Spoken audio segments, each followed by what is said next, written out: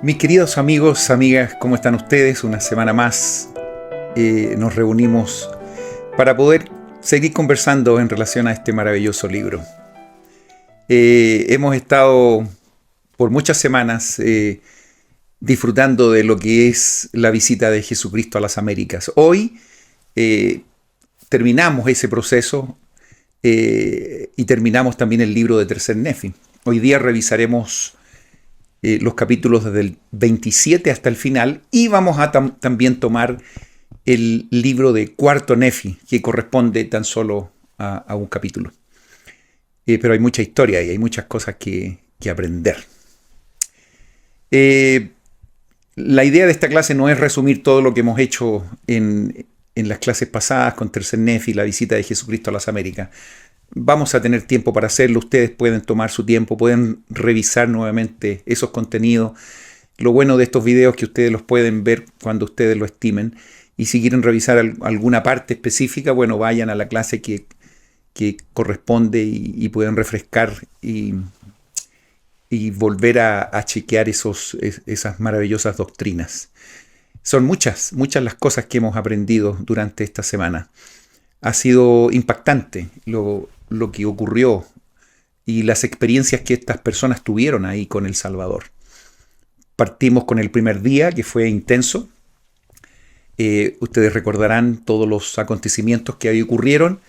Después el segundo día, el tercer día, en la cual se repitieron algunas cosas. Por ejemplo, la Santa Cena fue algo que fue hecha en varias ocasiones y después se repite. Probablemente no hay registros de lo que ocurrió más adelante, porque después de estos 3 días que fueron las visitas, por así decir, formales y masivas de Jesucristo, algunos versículos hablan de que efectivamente después Jesucristo se aparecía a los apóstoles, a los discípulos en general y continuó ministrando en espacios cortos y enseñando cosas bien específicas. No todas las cosas pudieron ser escritas, ¿recuerdan? Ni la 100ª parte de los acontecimientos que ahí ocurrieron, dice Mormón, pudieron ser registrados. Incluso se mandó específicamente que algunas cosas que vivieron, algunas experiencias, no fueran escritas por lo sagrado, me imagino, y por lo difícil de llevar a un registro experiencias que son más bien espirituales. No vaya a ser cosa que podamos tergiversar con el lenguaje de la escritura o incluso ni siquiera las palabras podían, decía algunos versículos, describir lo que ellos vivieron. ¿Para qué hablar de cuando los niños fueron ministrados por ángeles? Cuando los niños pudieron incluso hablar y hablar cosas realmente fabulosas y todos aprendían de acuerdo a lo que los niños decían. Bueno, algún día quizás tendremos la oportunidad de aprender y de recibir los testimonios de primera mano de esa gente, de lo que ellos vivieron. Y por qué no, nosotros también vivir experiencias similares. Eso no lo sabemos, ojalá que así sea.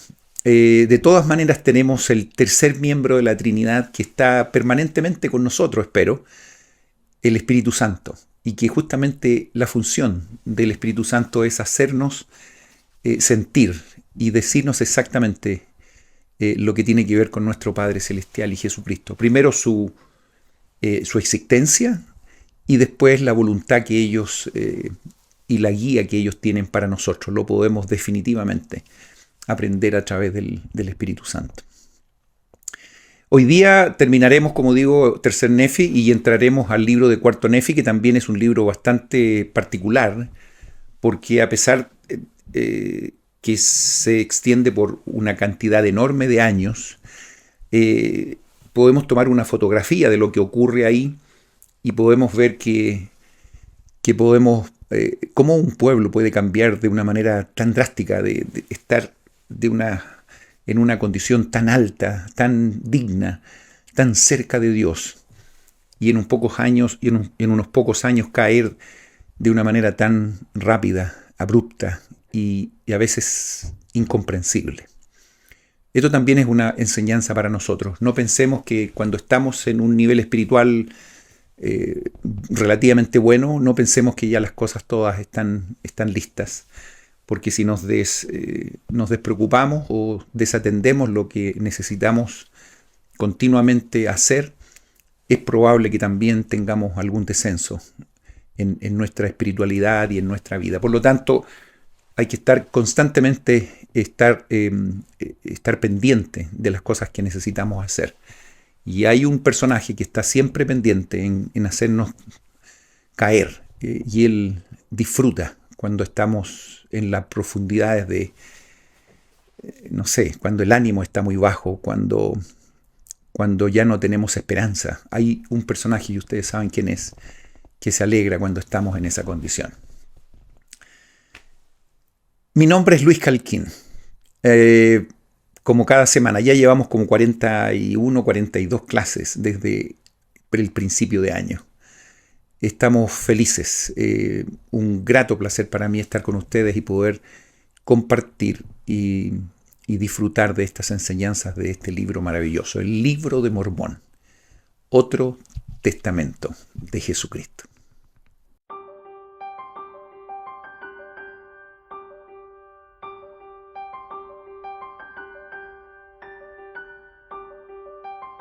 Capítulo 27 de Tercer Nefi.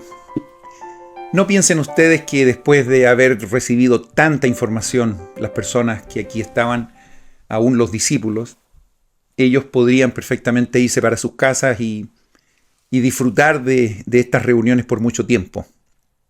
No fue así. Ellos continuaron y la gente comenzó a trabajar con mayor fuerza en función de ayudar a sus hermanos a continuar predicando el Evangelio, compartiendo las cosas que ellos habían aprendido. La función de estos discípulos, específicamente lo menciona el capítulo 27 de Tercer Nefi, ellos constantemente estaban viajando, muy similar a lo que ocurre con nuestros apóstoles hoy día.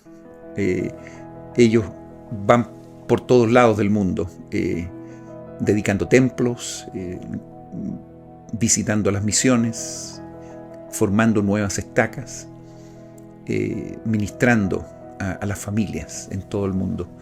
Y así como hoy día ocurre eso, en ese tiempo también los discípulos de Jesús andaban viajando y predicando las cosas que habían oído y visto.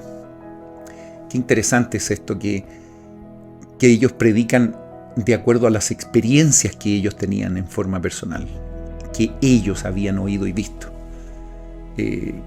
No sé si ustedes han podido sentir discursos de las autoridades generales cuando se paran en el púlpito y comienzan a expresar sus propios testimonios. El mismo presidente Nelson, en su último discurso en la conferencia que recién escuchamos, él decía: estoy muy feliz de ser un siervo del Señor. Y él, con la humildad que le caracteriza, nos instaba a que nosotros pudiéramos también compartir este testimonio con nuestros semejantes. Pero al escuchar a estos profetas, apóstoles, uno sabe que ellos tienen una relación muy personal, muy íntima con el Salvador. Y eso a mí a veces me genera un sentimiento, no voy a decir de frustración, pero a veces yo digo, ¿cuánto nos falta para poder llegar a ese nivel y poder tener una relación tan cercana con el Salvador? Por eso me encanta escuchar al profeta, por eso me encanta escuchar los discursos en las conferencias. De cualquier manera, en el versículo 1 dice que ellos estaban predicando, y no tan solo predicando y hablando, sino que también bautizando en el nombre de Jesús. Por lo tanto, ellos ofrecían estas ordenanzas, les mostraban el camino de los convenios, le estaban constantemente mostrando la doctrina de Cristo y cómo ellos podían acceder a estas bendiciones. Sucedió que se hallaban congregados los discípulos y unidos en poderosa oración y ayuno. Eso también me encanta, la unión que ellos tenían en oración, en ayuno. Es un ejemplo que debemos nosotros también, como comunidad, como familias, como barrios, como estacas, emular. Cuando en eso estaban, Fíjense, como les decía anteriormente, Jesucristo en varias ocasiones se manifestó personalmente a ellos, y en el versículo 2 así lo manifiesta, y dice que estuvo ahí Jesús con ellos de nuevo, porque pedían al Padre en su nombre. Y vino Jesús y se puso en medio de ellos y les dijo: ¿qué queréis que os dé? Esta es una pregunta muy interesante, porque yo creo que todo el ser humano en algún minuto hemos soñado con que alguien nos quiera satisfacer con algún deseo que tenemos. Imagínense, el mismo Salvador preguntándole a ellos: ¿qué quieren que os dé? Bueno, a lo mejor nosotros podríamos haber tenido bastantes alternativas en esa respuesta, pero sin embargo ellos, fíjense qué interesante, ellos le dijeron: deseamos que nos digas el nombre por el cual hemos de llamar esta iglesia. Ellos ya habían organizado la iglesia, Jesucristo estaba dando todas las bases y todas las instrucciones, porque hay disputas entre el pueblo concerniente a este asunto. Claro, algunos a lo mejor decían una cosa, otros otra, y entonces, bueno, estaba ahí Jesucristo, qué mejor que él pudiera dilucidar esta situación, y le preguntaron: ¿cuál debe ser en realidad el nombre de la iglesia? Y la respuesta está en los siguientes versículos. Me imagino que ustedes ya lo instruyen o quizás ya lo han leído. Le dice el Señor les dijo: de cierto os digo, ¿por qué es que este pueblo ha de murmurar y disputar a causa de esto? ¿No han leído las Escrituras que dicen que debéis tomar sobre vosotros el nombre de Cristo, que es mi nombre? Porque por este nombre seréis llamados en el postrer día. La respuesta fue muy categórica, muy simple. Está claro el nombre que la iglesia debe llevar. Y en el versículo 6 dice: y el que tome sobre sí mi nombre y persevere hasta el fin, éste se salvará en el postrer día. Por tanto, cualquier cosa que hagáis, la haréis en mi nombre, de modo que daréis mi nombre a la iglesia. No hay otra respuesta, muy categórica, muy simple, y ahí está. ¿Y cómo puede ser mi iglesia salvo que lleve mi nombre? Y les aprovecha de enseñar, y empieza a hablar en términos de lógica. Si la iglesia es de Moisés, se va a llamar Moisés. Si la iglesia es de tal o cual persona, va a tomar el nombre de tal o cual persona. Y al final del versículo 8, un principio precioso, dice: pero si lleva mi nombre, entonces es mi iglesia. Voy a dejar ahí un pequeño paréntesis. Alguno dirá: bueno, entonces yo hago una iglesia, le pongo el nombre de Jesucristo y ya estamos. No hay ningún problema. Pero después de la coma, al final del versículo 8, dice: si es que están fundados sobre mi evangelio. Y esto ya estamos hablando de detalles que son más amplios. O sea, no tan solo una organización que yo hago y ya le voy a poner el nombre de Cristo y con eso estoy terminando, digamos. No. El nombre es el nombre de Cristo, por supuesto.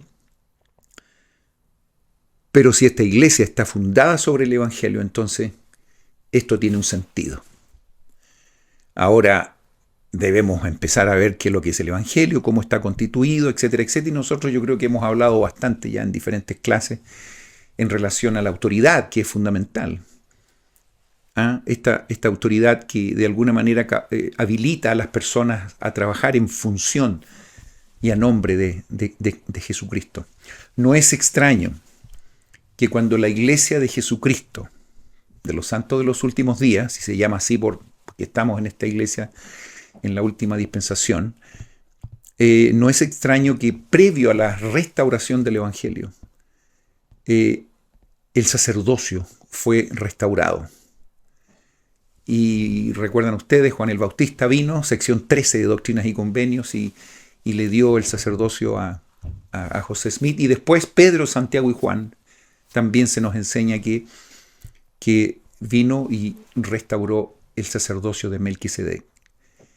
Y no tan solo eso, sino que después vinieron otros profetas antiguos y entregaron las llaves del sacerdocio de ciertas cosas que eran específicamente importantes para poder comenzar esta restauración que hasta el día de hoy continúa.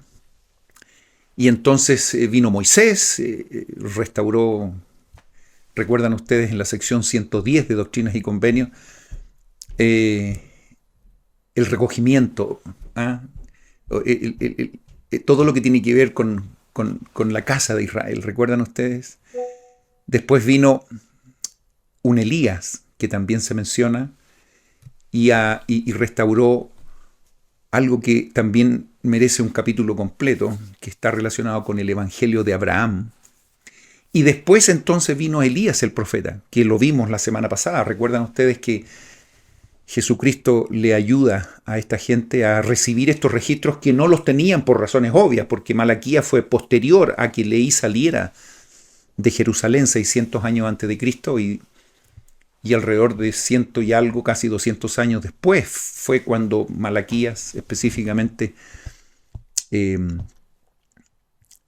enseñó estas cosas en el antiguo mundo. Por lo tanto, ellos no sabían en relación a estos detalles. Y claro, Elías el profeta vino también y entregó estas llaves que le llamamos el poder para sellar.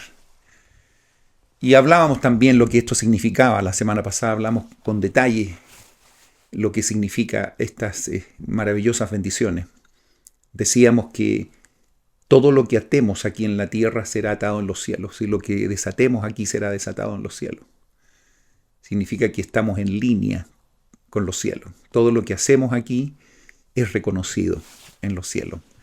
Eso que entregó Elías el profeta es fundamental, y no tan solo para nosotros, sino que también para todas aquellas personas que ya no están con nosotros, y podemos hacer esta obra por aquellos que han fallecido. Y por eso la obra de los templos cumplen un rol tan fundamental y tan importante, y el profeta lo explicó muy bien en su discurso final de la conferencia. Y la razón por la cual se están construyendo tantos templos, porque nos estamos preparando para la segunda venida de Jesucristo y el comienzo del milenio. Y en el milenio el trabajo en los templos, será sin duda una de las actividades más habituales y más masivas, que nosotros probablemente vamos a tener que ser protagonistas de estos trabajos, invitando a mucha gente más. Es por eso que este es el momento de recibir los trainings, de recibir las capacitaciones que necesitamos saber para que en el milenio nosotros estemos ahí ayudando a mucha gente también a recibir y a ayudar a recibir estas ordenanzas a tanta gente que en la historia no tuvo la oportunidad de recibirla. Entonces vino este Elías el profeta, sí, vino ya, prácticamente hace 200 años. Y entonces este evangelio que la iglesia se supone que debería estar fundada en él, debe llevar el nombre de Cristo. Me encanta lo que aquí el Salvador apunta. Pero si lleva mi nombre, entonces mi iglesia, si es que están fundados sobre mi evangelio. He hecho un pequeño recorrido de lo que esto significa en términos de iglesia, para que no piense que alguien se organiza con 2 o 3 personas, arrienda un local y se pone una iglesia y le pone la iglesia de Jesucristo. No estamos hablando de eso. Estamos hablando de alguien que hace esto por la instrucción divina de Dios, como ocurrió con José Smith en este caso. Y de esa manera entonces podemos recibir las ordenanzas correctas con el sacerdocio autorizado y bendecir a toda la gente de este mundo. Esta es la iglesia. Estamos felices de ser parte de la iglesia de Jesucristo. En verdad os digo, dice y sigue hablando de este tema en el versículo 9, vosotros estáis edificados sobre mi evangelio. Por tanto, cualquiera cosa que llaméis, la llamaréis en mi nombre. De modo que si pedís al Padre por la iglesia, si lo hacéis en mi nombre, el Padre os escuchará. Qué maravillosa promesa. Saber que Dios escuchará nuestras oraciones. Siguiendo esta explicación Es muy interesante que aquí se habla lo que recién estaba tratando de explicar, que a veces alguien podría decir, bueno, yo hago una iglesia, pero no está podría no estar fundamentada o edificada en el Evangelio. En el versículo 11 manifiesta esta circunstancia. Si no está edificada sobre mi Evangelio y está fundada en los hechos de los hombres o en las obras del diablo, de cierto os digo que gozarán de su obra por un tiempo. Miren qué simpático es esa frase. Qué interesante ver que dice que gozarán de su obra por un tiempo. Y de aquí a poco viene el fin. Y son cortados y echados en el fuego, de donde no se vuelven. Pero después el 12 dice, pues sus obras sus obras los siguen, porque es por sus obras que son talados. Recordad pues las cosas que os he dicho. He aquí os he dado mi evangelio. Y aquí es muy interesante lo que viene. Ustedes lo pueden revisar por favor con detalle. Os he dado mi evangelio. Y este es el evangelio que os he dado. Fíjese cómo lo describe en estos versículos. Que vine al mundo a cumplir la voluntad de mi Padre. Fíjense. Porque mi Padre me envió. Y el 14 es muy poderoso. Y mi Padre me envió para que fuese levantado sobre la cruz, y que después de ser levantado sobre la cruz, pudiese atraer a mí mismo. ¿A quiénes? A todos los hombres. ¿Para qué? Para que así como he sido levantado por los hombres, así también los hombres sean levantados por el Padre. Fíjense, Él está como intermediario ahí, para comparecer ante mí, para ser juzgados por sus obras, ya fuesen buenas o malas. Revisen por favor el versículo 14, sagradísimo, muy interesante. Y por esta razón he sido levantado, por consiguiente, de acuerdo con el poder del Padre, atraeré a mí mismo a todos los hombres para que sean juzgados según sus obras. Y el 16, espectacular. Y dice, y sucederá que cualquiera que se arrepienta y se bautice en mi nombre, y ustedes ya saben todo esto, será lleno. Y si persevera hasta el fin, he aquí yo lo tendré sin culpa ante mi Padre, el día en que me presente para juzgar al mundo. Versículo 16, exactamente lo que hace, nos dice qué debemos hacer. Y fíjense que nos está desplegando en nuestra vista la doctrina de Cristo. Nos arrepentimos, nos bautizamos, perseveramos hasta el fin. Y esto lo ha repetido en capítulos anteriores, pero en muchas ocasiones. Pero aquí, al aparecerse a los discípulos, después de incluso de estos 3 días, lo vuelve a reiterar y lo deja pero clarísimo. Recuerden que está dejando una iglesia fuerte, una iglesia sólida. Y el mismo Cristo le está diciendo, ustedes están sustentados sobre mi evangelio. Bueno, ustedes lean por favor qué pasa los que no perseveran, versículo 17, y lo que viene es muy interesante. Versículo 19, esto lo hemos estudiado también en muchos otros pasajes. Nada impuro puede entrar en su reino. Por tanto, nada entra en su reposo sino aquellos que han lavado sus vestidos en mi sangre, dice Jesucristo, mediante su fe y el arrepentimiento de todos sus pecados y su fidelidad hasta el fin. Mediante su fe y el arrepentimiento de todos sus pecados y su fidelidad hasta el fin. ¿Cómo lo hallan? A veces uno dice nada impuro puede entrar en el reino de Dios. Entonces nosotros ya estamos afuera. No tenemos ninguna posibilidad. Fíjense ustedes que Mormón y también Moroni, ya nos vamos acercando hacia el final de este libro, de estos libros, nos va a ayudar a entender cómo podemos llegar a ser puros, a ser perfectos, y qué papel cumple Jesucristo en todo esto. Y entonces esa invitación, ¿recuerdan ustedes cuando estaba con las bienaventuranzas? quisiera que fueseis perfectos, como yo, dice, o como mi Padre que está en los cielos es perfecto. Parece ser que ya se comienza a entender cómo eso puede ocurrir. Y sin duda, Jesucristo es fundamental en esta ecuación. Y nada más y nada menos que Él mismo está tratando de enseñarle a los discípulos estos conceptos que son realmente hermosos. Saben ustedes que cualquier cosa que yo pudiera hacer en una clase como esta podría ser secundario, pero no me puedo saltar estos versículos que está hablando Cristo mismo con los discípulos. Versículo 20, y este es el mandamiento.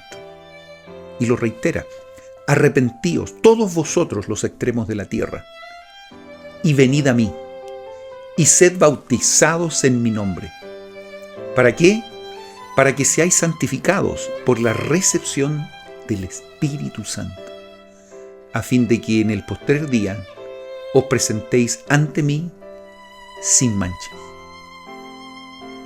Qué sagrado versículo, versículo 20 del capítulo 27 de Tercer Nefi, no lo pierdan. Y después que habla de todos estos versículos, en el 21 hace como una especie de sándwich. Al principio habló de eso, lo explica muy bien y aquí otra vez remata con el mismo concepto.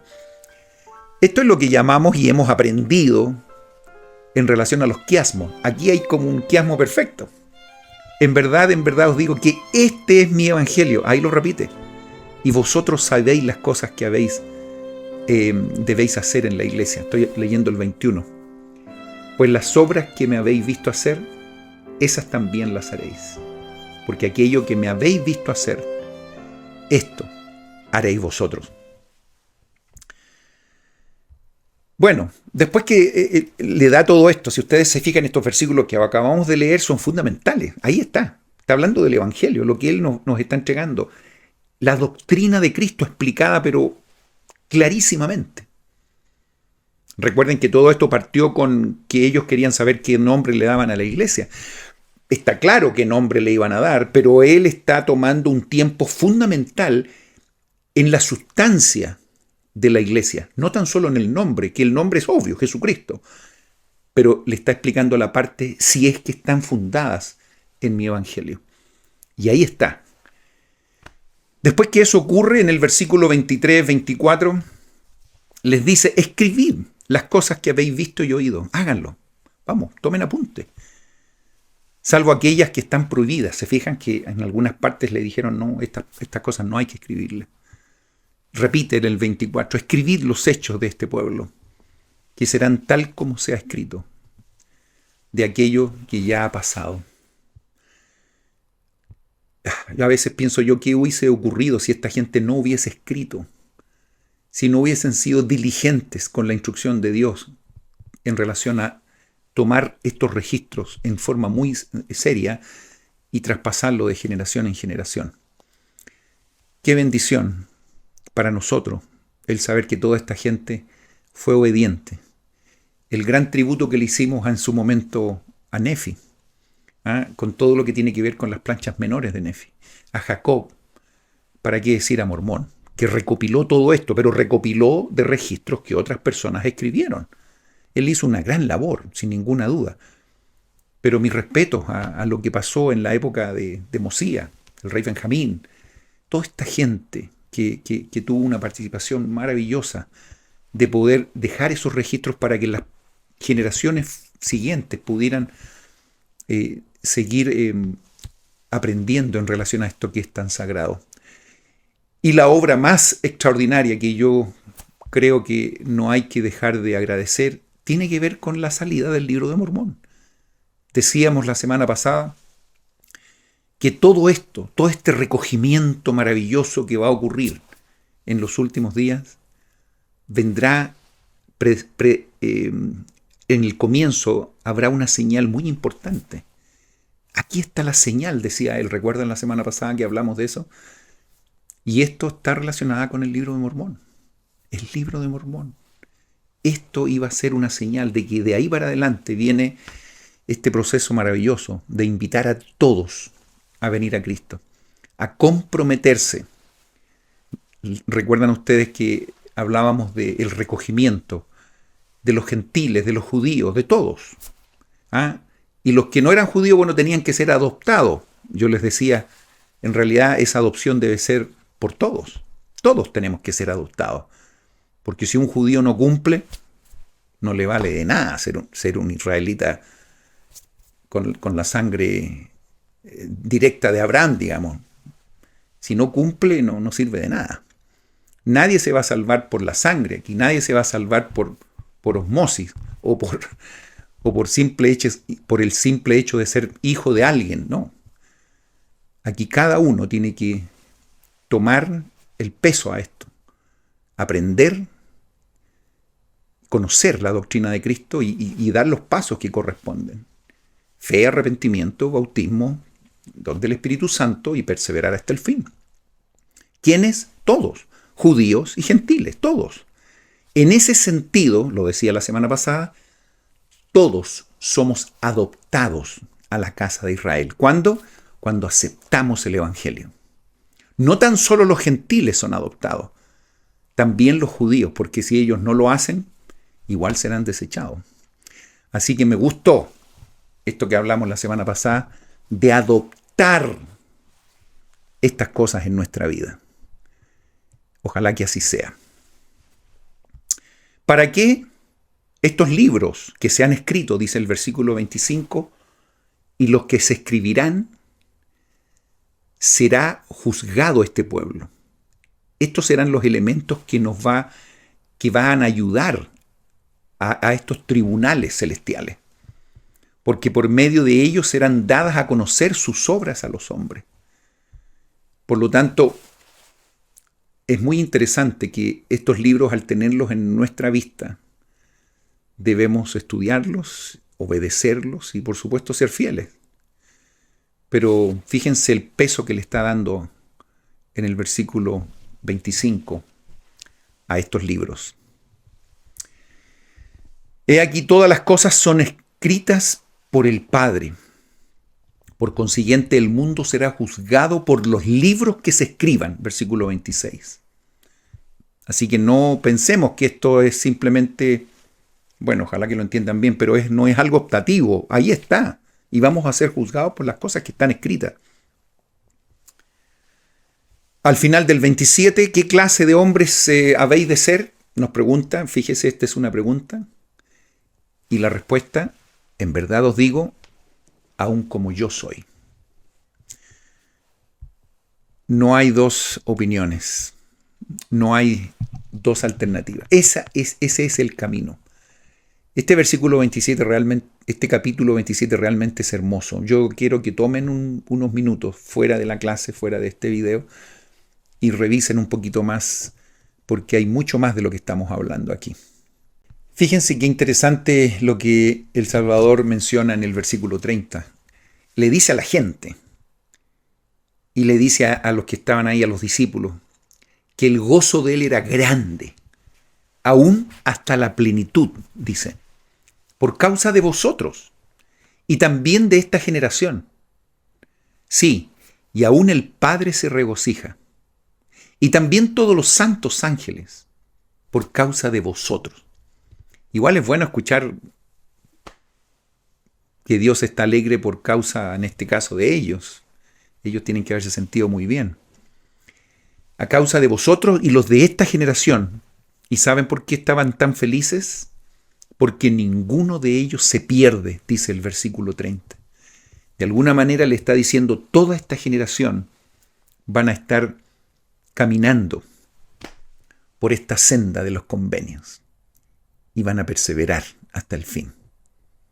Que es un poco el deseo de cualquier líder, de cualquier profeta, del mismo Salvador, con todos nosotros. Pero ahí, en forma concreta, les está diciendo que ellos se van a salvar. Ninguno se va a perder. He aquí quisiera que me entendieseis, dice el 31, porque me refiero a los de esta generación, que ahora viven, o sea, esta gente que está aquí, y probablemente lo apuntó, y ninguno de ellos se pierde. Y mi gozo es completo en ellos. ¿Cómo lo hallan? Qué cosa más extraordinaria decir, escuchar de que ellos van a ser salvos por sus actos, por su lealtad, por su fidelidad. Pero he aquí, y ahí viene el versículo 32, que siempre después de una buena noticia viene algo que quizás no es tan bueno. Me aflijo por motivos, dice, de los de la cuarta generación a partir de esta. O sea que prácticamente dice, van a haber 3 generaciones que van a estar muy bien. Pero ya en la cuarta, las cosas van a comenzar a descender. Porque serán llevados cautivos por él, así como lo fue el hijo de perdición. Porque me venderán por plata y por oro, y por aquello que la polilla corrompe, y que los ladrones minan y hurtan. Y en aquel día los visitaré, sí, haciendo volver sus obras sobre sus propias cabezas. También es triste saber que, imagínense si ustedes pueden escuchar, qué bueno que su generación va a estar bien, qué sé yo, 2, 3 generaciones, pero la cuarta las cosas no van a andar muy bien. Igual hay una impotencia, igual es complicado. Es un mensaje para nosotros también. Nosotros lamentablemente no podemos ver la fotografía como la vemos en el libro de Mormón, que podemos ver civilizaciones completas, qué pasa con ellas y después terminan y qué pasa en la siguiente y vamos viendo como espectador lo que está pasando con ellos. Nosotros estamos viviendo nuestra propia experiencia, pero lamentablemente no tenemos la visión completa de lo que va a pasar con nosotros y qué va a pasar con nuestros hijos, nuestros nietos.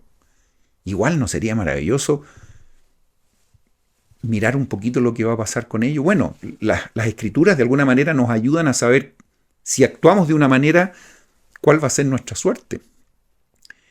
O si actuamos de otra, vamos a saber exactamente hacia qué lado vamos caminando. Por lo tanto, en este sentido las escrituras son una forma maravillosa de ver qué camino tomar. Estoy pensando en las disputas, en las discusiones, que justamente llevan a una civilización incluso a apartarse de las cosas correctas. No es extraño que lo primero que hizo El Salvador cuando llegó fue decirle, no, yo no quiero que hayan disputas entre ustedes. Y comenzó siempre a hablar de la unidad, de que deben ser uno, así como él y su padre son uno.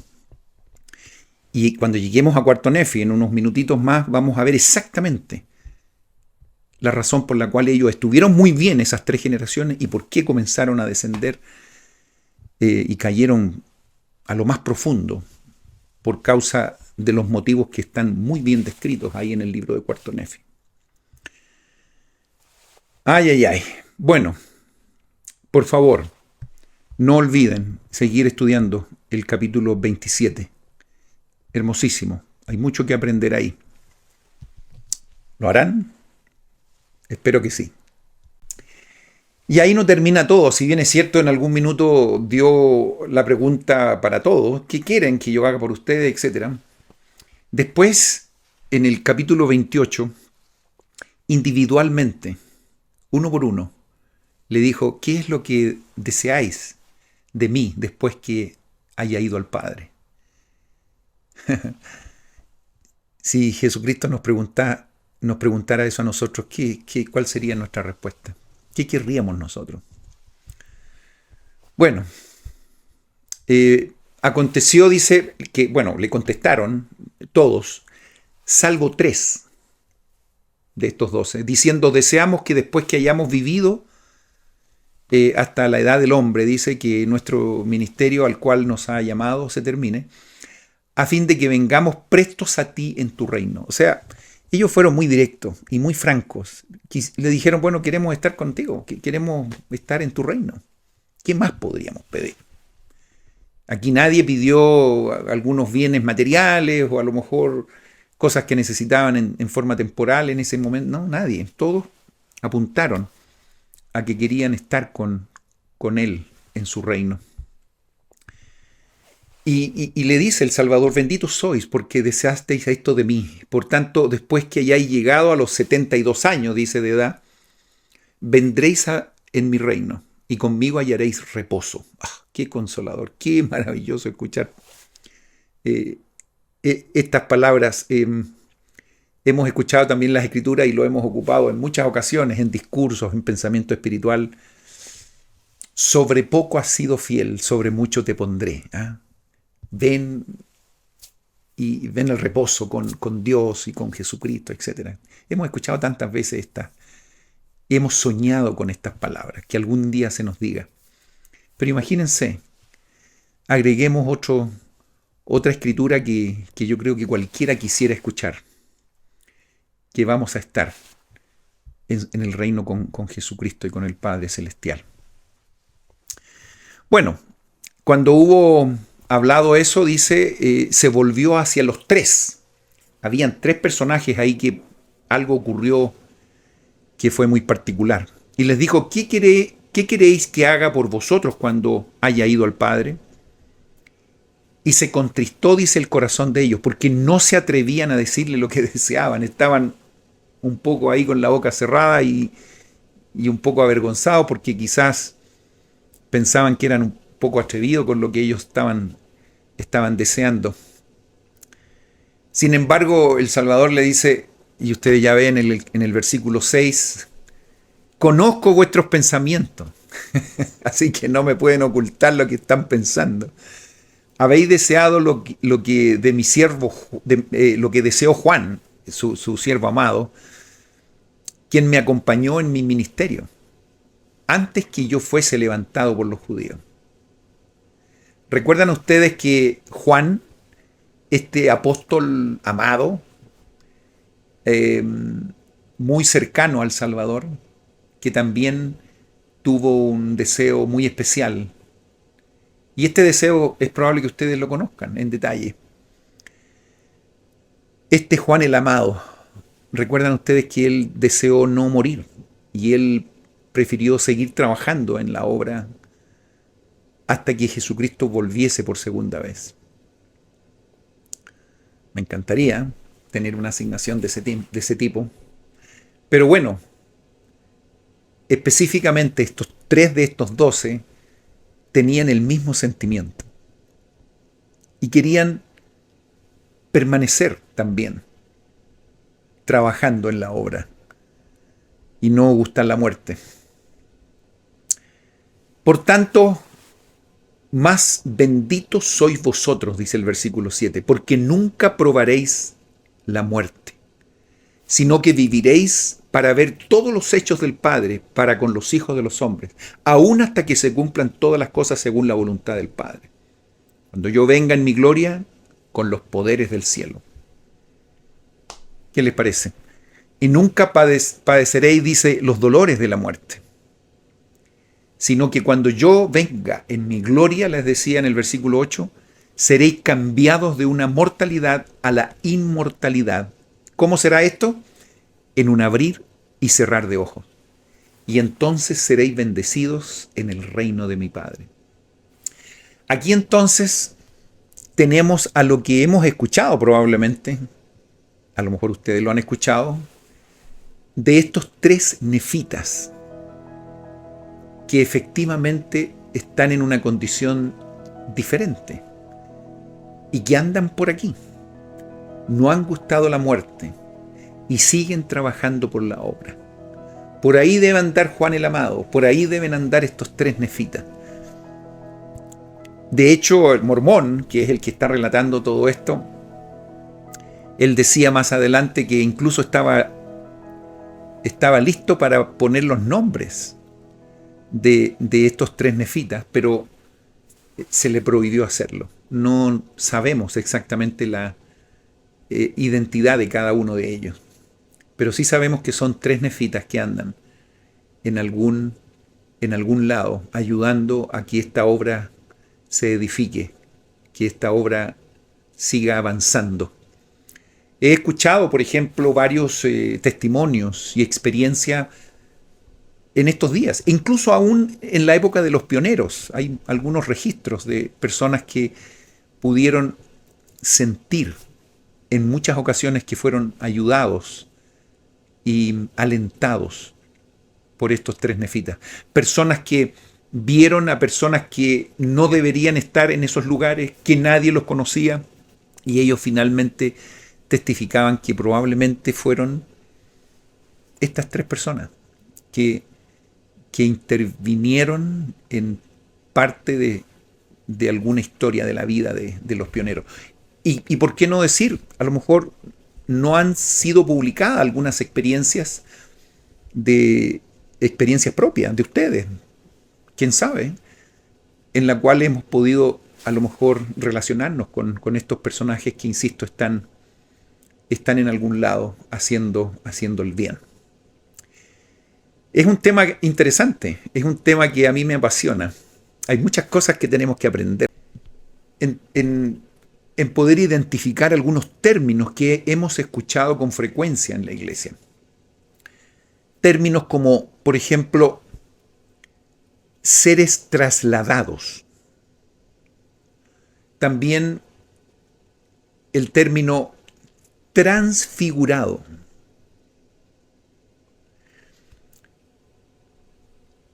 ¿Han escuchado estos dos términos? Bueno, una vez aprendí que el término trasladado y transfigurado es exactamente el mismo. Pero lo único que diferencia uno de otro es que uno es por un espacio mayor de tiempo y el otro es por un espacio menor de tiempo, por un espacio corto. ¿Pueden identificar cuál sería el concepto que habla de un espacio mayor de tiempo de estos dos? Y el del corto tiempo, el otro, ¿sí? Bueno, sí, efectivamente. El ser trasladado es justamente por un espacio mayor de tiempo. ¿Quiénes en la historia han sido trasladados? Por ejemplo, en la época del Antiguo Testamento, no tan solo hubo una persona, sino que hubo un pueblo completo que fue trasladado. ¿Sí? El pueblo de Enoc. Muy bien. Pero también hemos aprendido que, por ejemplo, Elías el profeta fue trasladado. Moisés fue trasladado. ¿Recuerdan eso? Bueno, Elías el profeta, incluso en la misma escritura, habla de que él se subió a un carro de fuego y hubieron personas que vieron que él salió de la vista y nunca más se supo de él.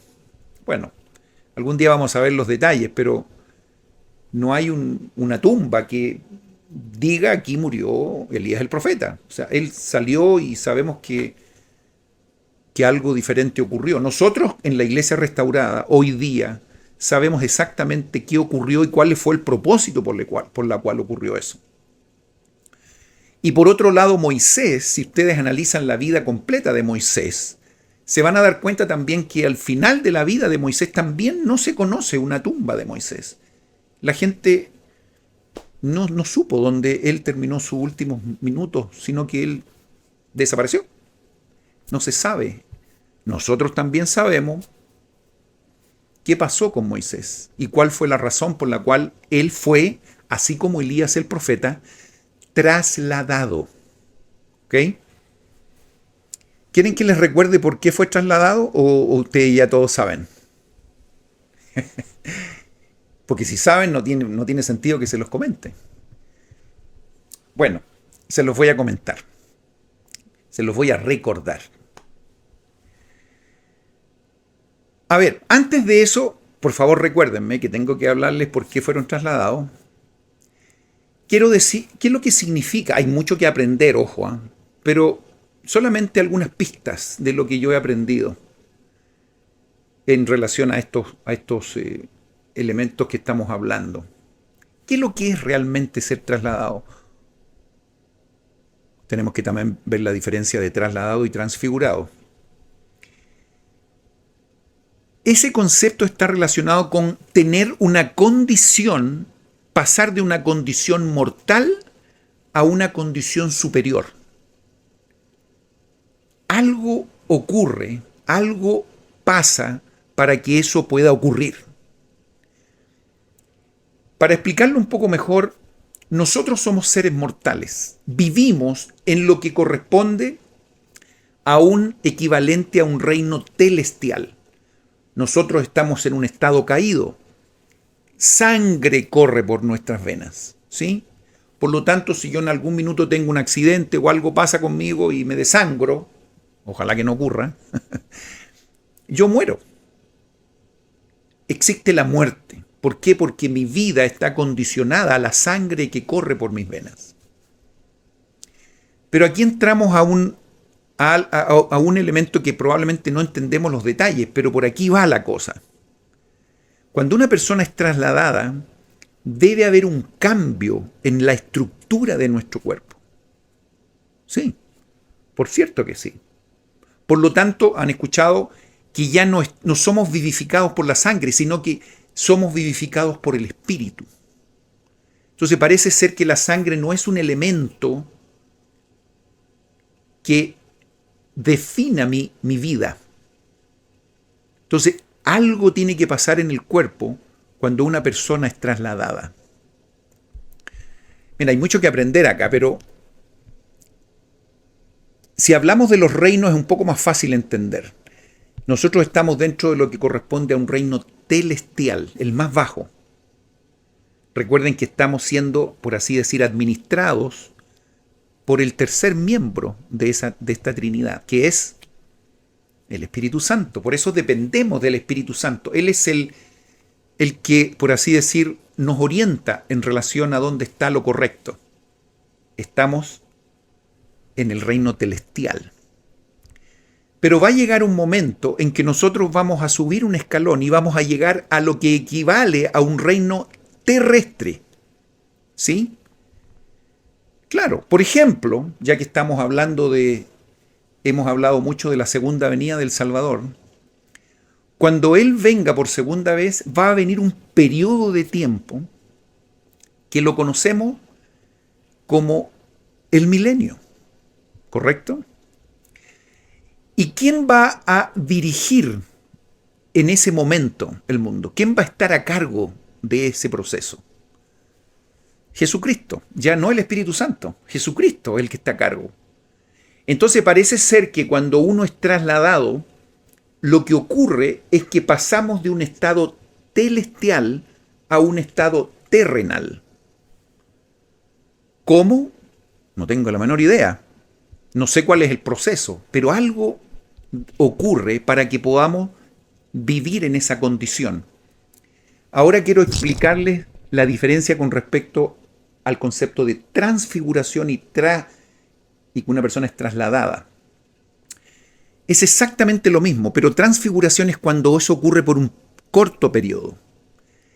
Entonces, cuando una persona estando en el reino celestial como nosotros, un ser humano, y vamos a, por ejemplo, ver a Jesucristo en una visión, esa persona no puede ver a Cristo en un estado como el que nosotros tenemos. Porque hemos aprendido que si eso ocurre, nosotros nos derretimos, nos morimos, no podemos resistir su presencia. Por lo tanto, algo tiene que ocurrir con nosotros para poder soportar su presencia. Y eso nosotros le llamamos transfiguración, que es lo mismo de traslación, pero por el espacio en que va a durar esa visita. Me atrevería a decir con mucha seguridad que, por ejemplo, todos aquellos que han visto a Dios, por ejemplo, en el caso de José Smith, para poder ver en la arboleda a esta visión maravillosa, tuvo que haber sido transfigurado. Nosotros no tenemos muchos datos de lo que pasó ahí. Recuerdan que Satanás vino un poquito antes, se le turbó la lengua, no podía hablar. Algo ocurrió hasta que finalmente nuestro Padre Celestial y Jesucristo aparecieron a José Smith. Sin duda, él tuvo que haber sido transfigurado para poder resistir eso. ¿Y para qué decir cada una de las veces en que él tuvo la presencia del Salvador o de estos seres? Algo tiene que haber ocurrido en su materia, en su cuerpo. Como digo, no tengo los detalles. Entonces, la transfiguración y la traslación es exactamente lo mismo. ¿Ok? Muy bien. Mire, aquí vamos a ver algo. Cuando Moisés y Elías el profeta salieron de este mundo, en realidad de acuerdo a la fotografía de un ser humano, pero ellos fueron trasladados por una razón fundamental. Sucede que ellos tenían una responsabilidad importante que hacer con su cuerpo, con su materia. Ellos tenían que hacer algo muy importante en un momento de la historia muy importante. Ellos eran los responsables de traspasar algunas llaves del sacerdocio. Entonces, si nos vamos a la época de Jesucristo, recuerden que Moisés y Elías el profeta vivieron mucho antes que Jesucristo. Entonces, todo ese periodo ellos lo pasaron en una forma de siendo trasladados. ¿Para qué? Para que cuando ocurriera ese evento en la cual Pedro, Santiago y Juan estuvieron, fíjense aquí, en el monte de la transfiguración, ¿recuerdan? Que Pedro, Santiago y Juan subieron al monte de la transfiguración con Jesucristo. Y ahí es donde Pedro, Santiago y Juan querían hacer una ramada, porque se apareció Moisés y Elías el profeta. Y querían hacerle una ramada para que ellos permanecieran con ellos por mucho tiempo, querían que se quedaran. Y vino Moisés y Elías el profeta. ¿Por qué vinieron? Por una misión fundamental, que ellos tenían que poner las manos sobre la cabeza de Pedro, Santiago y Juan y entregarles esta autoridad y estas llaves, porque ellos eran los responsables de dirigir la iglesia una vez que Cristo saliera de aquí. Por lo tanto, aquí había un hecho absolutamente físico que era importante hacer un ajuste. Si Elías el profeta o Moisés hubiesen muerto en sus tiempos, no podrían haber venido y poner las manos sobre la cabeza de Pedro, Santiago y Juan. ¿Saben por qué? Porque justamente Jesucristo aún estaba ahí, en vivo y en directo, y todavía su sacrificio y su crucifixión y su resurrección no había ocurrido, estaba a punto de ocurrir.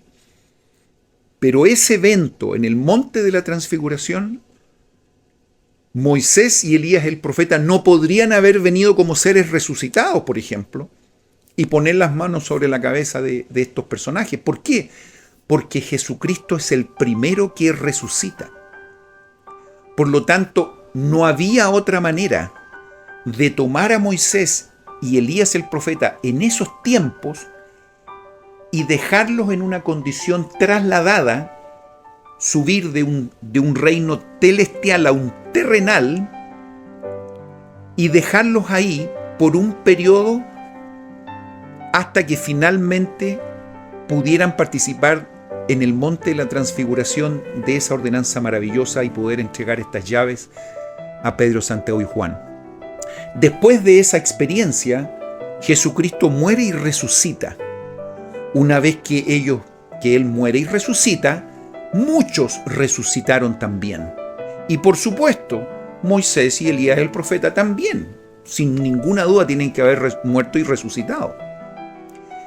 Nosotros tenemos una prueba de eso, por causa de que en la sección 110 de Doctrinas y Convenios, José Smith tiene una experiencia similar a lo que Pedro, Santiago y Juan tuvieron en el monte de la transfiguración. Y ahora José Smith en el templo de Kirtland recibe la visita de Moisés, de un Elías y de Elías el profeta. Y entregan las mismas llaves, ahora no como seres trasladados, sino como seres resucitados. ¿Por qué? Porque Jesucristo ya había resucitado hace más de 1800 y tantos años. Por lo tanto, ellos vinieron como seres resucitados. De la misma manera vinieron como seres resucitados Moroni y todos los profetas de la antigüedad cuando se aparecieron a José Smith. ¿Cómo lo ven? Aquí estamos. Estamos tratando de aprender lo que significa el ser trasladado y el ser transfigurado. Es lo mismo, un largo periodo y un corto periodo. Entonces, estos tres nefitas andan por aquí. y tienen la bendición de seguir trabajando en la obra, en una forma concreta. ¿Cuánto me gustaría poder entrevistar a personas que han podido convivir con ellos? A lo mejor ellos ni siquiera se han dado cuenta que se han relacionado con alguno de estos tres nefitas o con Juan el Amado. Yo he escuchado muchos relatos y los respeto. Yo no digo este es falso, este es verdadero, no. Bienvenidos sean las experiencias que cada uno pueda tener. Pero de que ellos son personas que se ven como nosotros, por lo menos en su imagen, pero algo tiene que haber habido internamente para que ellos permanezcan en esta condición, por así decir, en un reino terrenal, no celestial. No hay sangre pasando por sus venas por causa de que si algo pasa ellos mueren, no, sino que ellos están con un cambio en sus cuerpos. Y en estos versículos se habla de esto, es muy interesante. Y yo me he dado el tiempo de explicar todo esto, porque es probable que algunos de ustedes saben lo que estamos hablando, pero hay otras hermanitas y hermanitos que a lo mejor nunca han escuchado esto. Y qué bueno que ahora estemos hablando esto en un video como el que estamos haciendo, porque a veces en una clase de escuela dominical gastaríamos todo el tiempo de la clase explicando tan solo lo que hemos recién hablado. Por lo tanto, me doy la libertad de poder hacer esto para que ustedes puedan, como yo en su momento, aprender en relación a estas cosas que son realmente fascinantes. A mí por lo menos me llena de preguntas. Hay muchas cosas que debemos todavía aprender. En el versículo 9, y sigamos por favor aprendiendo en relación a esto. Y además no sentiréis dolor mientras viváis en la carne. Le está hablando a los tres nefitas. Ni pesar, sino por los pecados del mundo. Y haré todo esto por motivo de lo que habéis deseado de mí, porque habéis deseado traer a mí las almas de los hombres mientras exista el mundo. Y por esta causa tendréis plenitud de gozo, y os sentaréis en el reino de mi Padre. Sí, vuestro gozo será completo, así como el Padre me ha dado plenitud de gozo, y seréis tal como yo soy. Y yo soy tal como el Padre, y el Padre y yo somos uno. Qué cosa más espectacular. Yo a veces pienso estar escuchando esto, de estos tres nefitas. Yo no sé si podrían haber estado sin llorar, sin manifestar esa emoción de lo que estaban recibiendo. Y fíjense el versículo 11. Y el Espíritu Santo da testimonio del Padre y de mí. Y el Padre da el Espíritu Santo a los hijos de los hombres por mi causa. ¿Quién da el Espíritu Santo? El Padre. Fíjense qué sagrado. Por causa de Cristo. Nosotros recibimos el Espíritu Santo del Padre. Y sucedió que cuando Jesús hubo hablado estas palabras, dice el 12, tocó a cada uno de ellos con su dedo, menos a los tres que habían de quedar. Y entonces partió. He aquí, dice, se abrieron los cielos. ¡Oh, qué maravilloso tiene que haber sido! Y ellos fueron arrebatados al cielo. Y oyeron y vieron cosas inefables. Qué experiencia espiritual maravillosa. Y se les prohibió hablar, ni tampoco les fue dado el poder para que declararan las cosas que vieron y oyeron. Hay muchas veces que nosotros hemos tenido experiencias espirituales también. Y a veces nosotros estamos en una reunión, una noche hogar, incluso en una reunión de testimonio, y sentimos que no es el momento, o que no es la forma, o que quizás no deberíamos compartir la experiencia espiritual que hemos tenido. Hay cosas que de repente el Espíritu nos constriñe a que hablemos. Que estamos listos para decir, y no, mejor no lo diga, porque probablemente se va a malinterpretar o no lo van a entender. ¿Han tenido esa experiencia? Bueno, esta es una de las funciones del Espíritu Santo. Muchas veces tenemos el minuto en que el Espíritu nos dice, no sería bueno hablar esto. Como también hay otros momentos en que no tenemos planificado decir algo y el Espíritu nos dice, comparte esa experiencia con tal persona. o di esto en la clase, o da esta opinión. Y ahí entra esa otra función del Espíritu que es compeler. Él compele, él te insta a hacer algo que no estaba planificado. Pero también el Espíritu constringe. Y aquí definitivamente se les prohibió contar esta experiencia. Y no supieron decir si estaban en el cuerpo o fuera del cuerpo, porque les pareció como una transfiguración habida en ellos. ¿Se fijan que ahí está el concepto? Como que si habían ellos cambiado. No estaba claro. Como que fueron cambiados de este cuerpo de carne a un estado inmortal. ¿Se fijan que habíamos hablado de eso? De modo que pudieron contemplar las cosas de Dios. Ese versículo 15 nos dice mucho. Porque ellos, digamos, aquí se está relatando esta experiencia y se dice, no sabemos si estábamos en la misma condición o estábamos en una condición diferente. Pero se fijan que cuando uno es transfigurado, uno está un paso más arriba. Ya no estamos con la muerte al frente de nosotros, sino que estamos en una condición inmortal. Me encantaría conversar con alguien del pueblo de Enoc. Me encantaría conversar con Juan el Amado.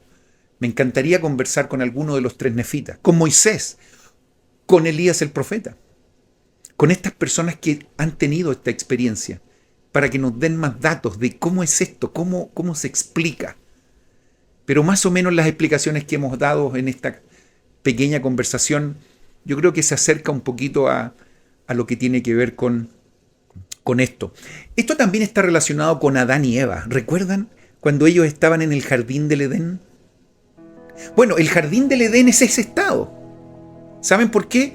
Porque cuando hay un artículo de fe que habla de esto, porque cuando venga el Salvador, la tierra, esta que estamos, tendrá un estado, ¿de qué tipo dice el artículo de fe? Un estado paradisiaco. Por lo tanto, la tierra tendrá la misma condición que estaba cuando estaba Adán y Eva. Entonces, ellos tenían esa condición, inmortales. No pasabas, no sé, yo no quiero entrar en detalles, pero la sangre no era la condición de su vida, sino que eran vivificados por el Espíritu. Entonces también ahí hay algo muy entretenido para mí, digo yo, pero muy interesante, porque cuando ellos desobedecen, y no quiero usar palabras equivocadas, pero cuando ellos comen ese fruto que no debían comer, a mí me encanta esto. Recuerden que muchas de estas cosas son muy simbólicas, o sea, tampoco tenemos que, por ejemplo, el bautismo es un símbolo, no es nada más que poner a alguien en el agua. No quiero ser irrespetuoso cuando hablo de símbolo, porque lo que en realidad el Evangelio está lleno son símbolos. Entonces, para mí el tomar ese fruto prohibido simboliza muchas cosas para mí. Y nada más y nada menos que representa el comer algo que me significa un cambio en el cuerpo, una transformación por causa de lo que comí en mi cuerpo. Por lo tanto, ya no soy vivificado por el Espíritu, sino que ahora soy vivificado por la sangre. Por lo tanto, ellos pasan a ser mortales. Y todo lo que eso significa. Y entra a un estado caído. Y no tan solo ellos, sino que todos los descendientes significa nosotros. Hay tanto que aprender. Hay demasiadas cosas que deberíamos aprender. Pero ese estado, antes de tomar el fruto, es el mismo estado que vamos a tener en el milenio. Este estado paradisiaco. Y fíjense qué sintomático es que como vamos a estar en esa condición, vamos a poder ver a quién va a estar dominando y gobernando ese periodo en el milenio. Cristo. Mire, qué entretenido. Por lo tanto, Jesucristo. Si estuviésemos en el reino celestial, tenemos que ser transfigurados para ver a Cristo. Pero como vamos a estar en el milenio y vamos a tener una condición diferente, Cristo va a estar acá y vamos a poder soportar su presencia. Insisto, hay mucho que hay que aprender, pero estos versículos nos dan una luz con respecto a todas estas maravillas que estoy seguro que muchos de ustedes van a ser testigos muy pronto. Pero sucedió que de nuevo, dice el versículo 16, ejercieron su ministerio sobre la faz de la tierra. Sin embargo, no ministraron en cuanto a las cosas que habían visto y oído por causa del mandamiento que les fue dado en el cielo.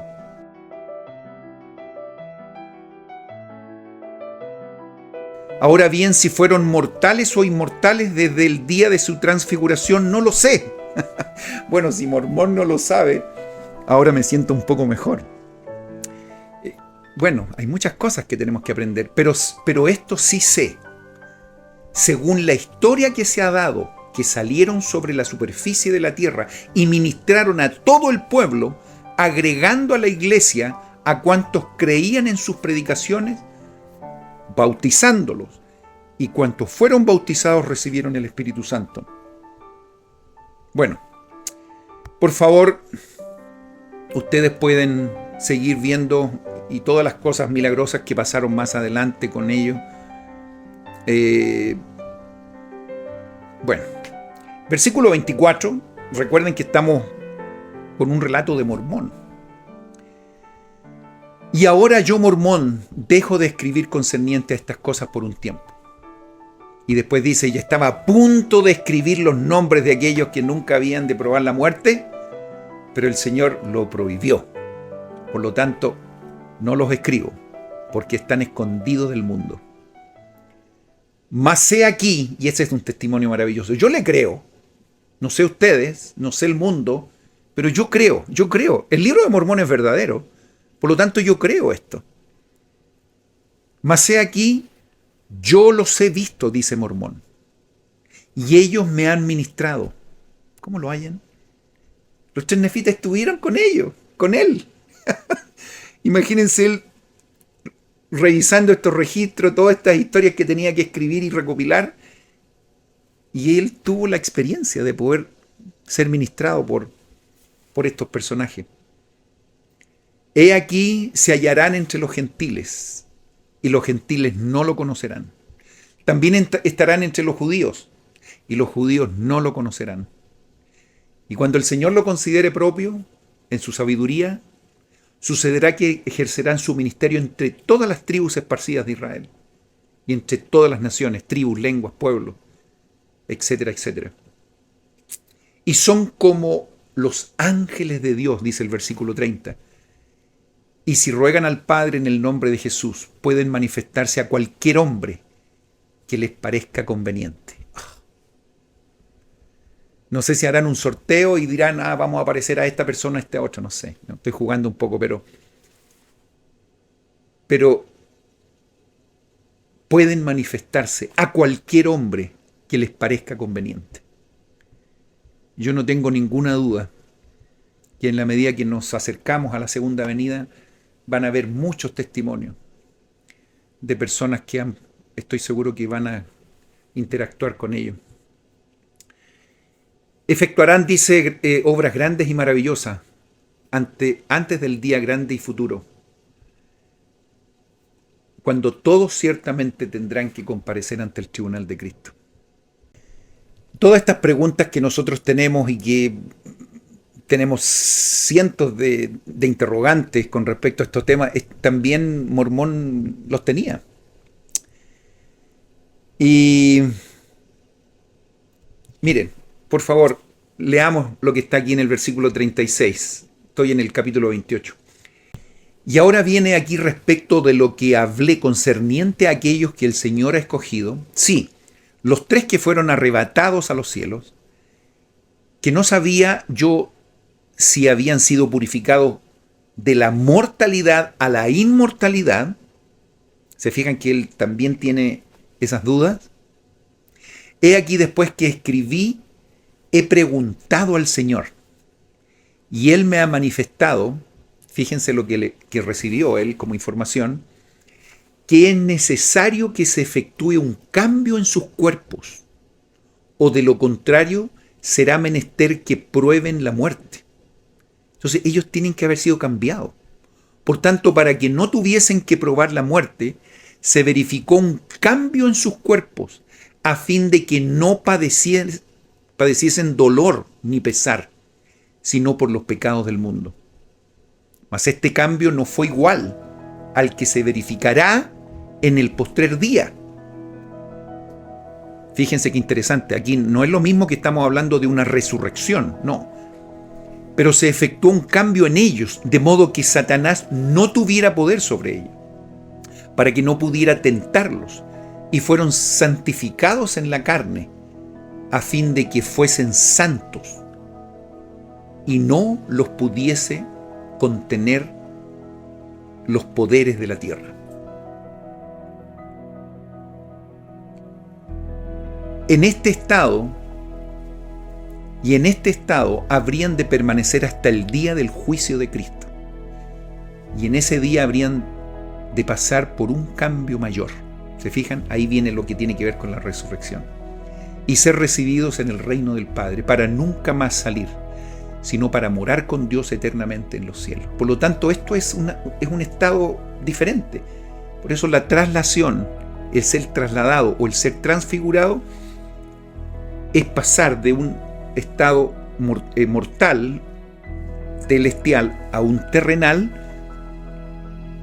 y no estar dependiendo de la sangre que corra por nuestras venas. Por lo tanto, tiene que haber habido un cambio para que ellos puedan tener esa condición.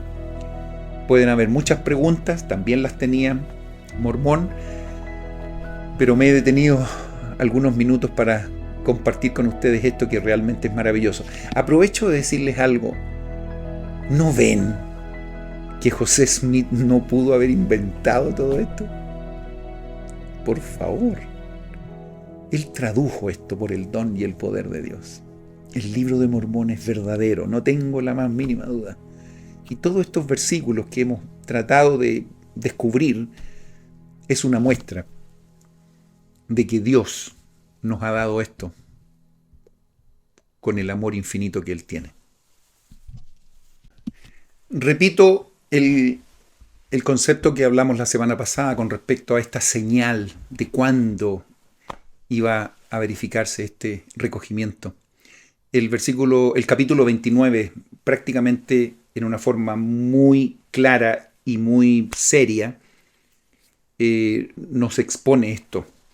Solamente quiero leer el versículo 1. Ahora viene aquí, os digo que cuando el Señor, en su sabiduría, juzgue prudente que lleguen estas cosas. ¿Cuáles cosas? Estas, las que estamos viendo. Estas cosas. El libro de Mormón. Que lleguen estas cosas a los gentiles según su palabra, entonces sabréis que ya empieza a cumplirse el convenio que el Padre ha hecho con sus hijos de Israel, concerniente a su restauración a las tierras de su herencia. Y cuando veáis que estas palabras aparecen entre vosotros, versículo 4, ustedes después siguen leyendo. O sea, el libro de Mormón es la señal exacta de que esto ya comienza a recogerse y empezamos con el libro de Mormón en la mano, empezamos a decirle al mundo, vengan, vamos. Ya comenzó. Y esto no va a parar hasta que el Salvador esté aquí. La invitación está hecha. Tanto fíjense el capítulo 30, que es cortísimo. ¿Cuál es el llamado acá? A los gentiles. Vamos. Vamos. ¿Qué tenemos que hacer? ¿Qué tenemos que hacer nosotros si queremos ayudar a tanta gente que se supone que debe escuchar esto? Oíd, oh gentiles, y escuchad las palabras de Jesucristo. Cuando habla de gentiles, yo incluyo también a los judíos, a todo aquel que quiera saber de Cristo. Aquí está el libro de Mormón. Vamos, vengan. Pero aquí está hablando en el sentido de que los gentiles se supone que no saben de esto. Y vamos a empezar a recoger a todos. Y la palabra que me encanta, versículo 2, solamente la primera palabra, tornaos, todos vosotros gentiles, de vuestros caminos de maldad y arrepentidos de vuestras obras malas. Tornaos, o sea, estamos mirando hacia allá, pum, ahora nos tornamos y miramos a Jesucristo. Donde quiera que estemos mirando, para tornado, y pongamos a Cristo entonces al frente nuestro y caminemos. Qué maravilloso sentimiento. Al final del capítulo 30, esto tenemos que hacer, lo que ocurra. ¿Para qué? Para que seáis llenos del Espíritu Santo, dice al final del versículo 2. Para que seáis contados entre los de mi pueblo, que son de la casa de Israel. Vamos. Aquí no hay personas de primera categoría y de segunda, no. Todos estamos invitados a que nos reunamos. Y ya esta invitación partió hace un poco menos de 200 años. Hay gente que aún no lo sabe, como decía la semana pasada. Pero vamos, recojamos a la gente, digámosle que esto ya comenzó y esto no va a parar. En el libro de Cuarto Nefi, este es un libro de contrastes. En un solo libro, en un solo capítulo, se ven las dos caras de una moneda. Lo más extraordinario que un pueblo puede llegar a ser y lo más corrupto y lo más terrible que puede llegar a ser en un espacio corto de tiempo. Si hablamos de Cuarto Nefi, y perdonen que nuevamente les recuerde el cuadro que hicimos en la primera clase del libro de Mormón, en la serie de 42, 43 clases ya que llevo en este año, pero la primera, la introducción, yo les mostraba una línea del tiempo con el libro de Mormón y con nuestros días. Nuestros días y el libro de Mormón. Y la semejanza que esto significa. Ni que alguien hubiese dibujado esto. Es algo que realmente me impactó cuando yo lo vi. Lo compartí con ustedes en la primera clase, lo he repetido en un par de clases más, pero cada vez que cambiamos de un libro a otro, tengo el sentimiento de volver a compartir este cuadro con ustedes. Fíjense que esto no es coincidencia. Desde la época nuestra de 1820, cuando José Smith recibió la primera visión, comienza este camino hasta el día de hoy y vamos a seguir con algunos acontecimientos más, pero si ustedes ven el libro de Mormón, tiene exactamente los mismos acontecimientos. Hablábamos de la visión como frase, como palabra clave de este periodo de las planchas menores de Nefi con respecto al tiempo de 1820 a 1830. Y seguíamos caminando con el libro de Mosía, Organización de la Iglesia, y después seguíamos con el libro de Alma, las guerras, la obra misional, todo esto muy asociado a los días de hoy. Y después el libro de Elamán, que corresponde, como yo lo recalqué, a nuestros días.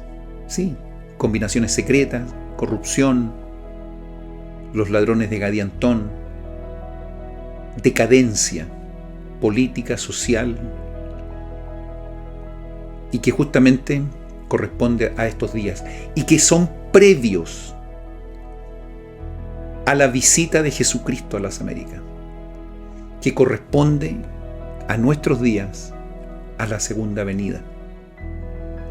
Y después se supone que cuando el Salvador venga por segunda vez, vendrá este periodo precioso de 1000 años, que le llamamos el milenio, y que justamente en la época de cuando Jesucristo vino a las Américas, y esto es lo que vamos a ver en este segundo, corresponde a 200 años de absoluta paz, en la cual tenían todos en común, no habían hitas, ya lo vamos a revisar, y ellos vivieron prácticamente 3 generaciones en perfecta armonía, representando eso a lo que se supone que va a ser el milenio.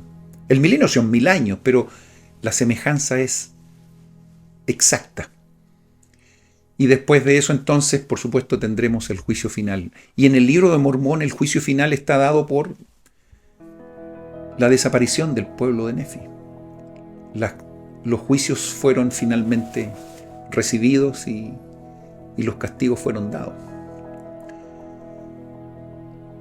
Esto no puede ser una coincidencia. Definitivamente, cuando Mormón recopiló cada uno de los escritos, y repito el versículo que lo tengo en mi memoria: os hablo como si estuvieseis presentes, sin embargo no lo estáis. Pero Jesucristo me ha mostrado y conozco vuestras obras.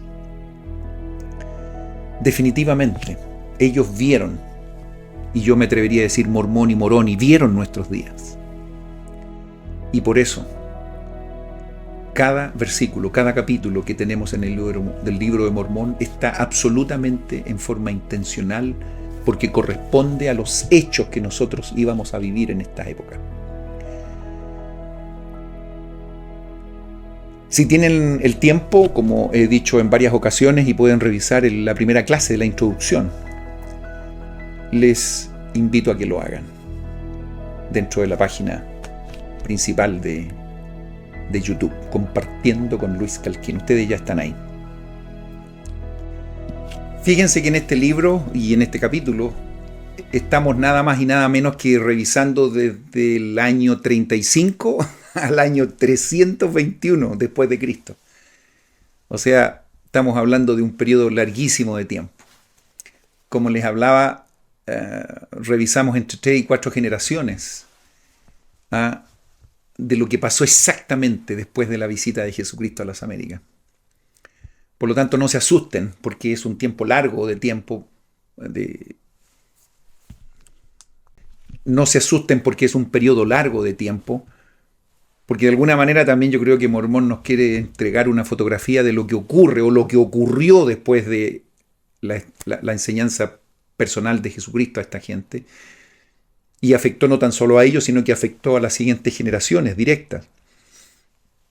Siempre yo les digo y les pregunto, a veces es fácil criticar lo que pasa aquí, pero ¿cómo pueden haber sido tan, a veces yo digo, cabezas duras que no fueron fieles, sino que empezaron a ser inicuos muy rápidamente? Bueno, estamos hablando de 3-4 generaciones, por lo tanto, yo les pregunto, ¿se recuerdan ustedes de sus abuelos?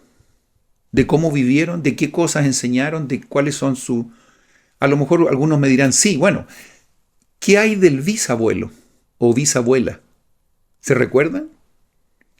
Quizás gran parte de la gente que está escuchando este video ni siquiera sabe el nombre de los bisabuelos. Con respeto lo digo, hay algunas excepciones. Pero esto más o menos nos da una pauta, una pista de que las generaciones, 3-4 generaciones más, a veces a nosotros ni siquiera nos van a recordar. Obviamente, si tenemos un registro, si generamos cierta comunicación entre las generaciones, no es extraño que Cristo recién le decía a la gente, escriban esto, escríbanlo. Es la única forma en que vamos a tratar de que la gente que viva más adelante pueda saber qué pensaba yo o cómo puedo ayudarles.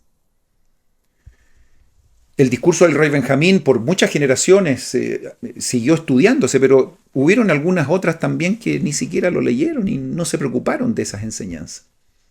Hoy día nosotros tenemos una ventaja comparativa enorme. No tan solo podemos escribir, sino que incluso podemos hacer lo que estoy haciendo yo ahora. Incluso podemos dejar un video, podemos dejar un saludo, no lo sé. No sé qué otros adelantos van a haber en los próximos años. Hagamos lo que hagamos, yo creo que va a ser beneficioso. Pero partamos con enseñar a la generación que viene, a nuestros hijos, a nuestros nietos. Y dejemos y oremos para que ellos puedan hacer también su parte con las generaciones que vienen. Entonces a veces yo digo, revisamos un par de historias y de repente decimos, pero ¿cómo? Mira, esta gente ya volvió a pecar y a olvidarse de Dios. Bueno, habían pasado 3-4 generaciones, insisto. No es algo poco habitual que ocurran cosas así.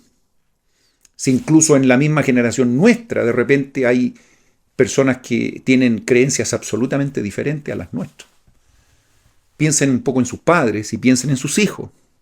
¿Seguimos por la misma línea o ya estamos tomando caminos diferentes? Bueno, pasó el año 34, dice, y también el 35, y aquí los discípulos de Jesús habían establecido una iglesia de Cristo en todas las tierras circunvecinas.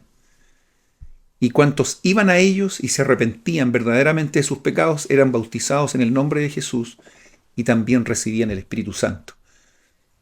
Ahí está el camino, la doctrina de Cristo, clarita. Miren, ahí está. En el año 36 se convirtió al Señor, fíjense qué milagro más lindo, toda la gente sobre toda la faz de la tierra. Tanto nefitas como lamanitas. Y no había contenciones, y ahí está. Fíjense que describe, tomó una fotografía de lo que está pasando y después dice el por qué ocurrió esto. Me encanta el versículo 2. Y no habían contenciones ni disputas entre ellos, y obraban rectamente unos con otros. ¿Se imaginan ustedes si esto en las ciudades, en los países donde nosotros vivimos, pudiera ocurrir esto? ¿Cómo cambiaría el mundo en un clic? Que no hubiesen contenciones, que no hubiesen disputas, y que obrásemos rectamente unos con otros. Yo prendo la televisión y veo las noticias de mi país sin querer hablar de otros países. Ya la corrupción es algo habitual. O sea, 90% de las cosas que estoy escuchando están relacionadas con que esta persona se robó tal cosa, que esta persona engañó a esta otra, que esta persona, no sé, miente, contenciones, disputas, no son dignos de confianza, etcétera, etcétera. Y aquí nos está dando la receta correcta de por qué esta gente estaba haciendo las cosas bien. Y después en el versículo 3 decía, y tenían las cosas en común. Por tanto, no habían ricos ni pobres. Mire qué maravilloso. Esclavos ni libres, sino que todos fueron hechos libres y participantes del don celestial. Y después pasa el tiempo, dice el año 37, continuó la paz. Y los discípulos, dice, efectuaban grandes y maravillosas obras. Una cantidad de milagros que se vieron en el versículo 5. Y estos milagros están relacionados con la forma de proceder de la gente que estaba ahí. Por cierto, tienen que haber vivido experiencias maravillosas. En el versículo 7 habla de que la prosperidad los tomó. Hubo gran prosperidad en toda la tierra, dice. Se construyeron, se reconstruyeron muchas de las ciudades que habían sido, ¿se acuerdan?, destruidas. Incluso en el versículo 8 dice que hasta la ciudad de Zarahemla también la hicieron reconstruir. ¡Qué maravilloso! ¡Qué maravilla! Al final del 10 dice que llegó a ser un pueblo hermoso y deleitable en extremo.